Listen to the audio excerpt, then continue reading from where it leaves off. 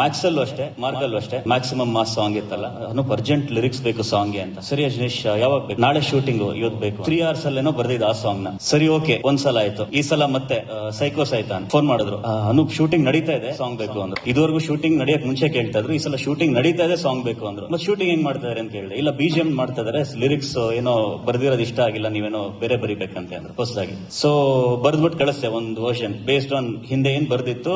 So ಅದ್ರ ಮೇಲೆ ಒಂದು ಐಡಿಯಾದಲ್ಲಿ ಬರ್ದೆ. ಸುದೀಪ್ ಸರ್ದು ಒಂದು ವಾಯ್ಸ್ ನೋಟ್ ಬಂತು, ಕ್ರೇಜಿ ಕ್ಯಾರೆಕ್ಟರ್, ಅದಕ್ಕೆ ಬೇಕಾಗಿರೋ ತರ. ಆ ಟೈಮ್ ಅಲ್ಲಿ ಉಟ್ಕೊಂಡಿದ್ದೆ ಸೈಕೋಸ್ ಆಯ್ತಾ ಅನ್ನೋ ಲೈನ್. 3, 2, 1, go.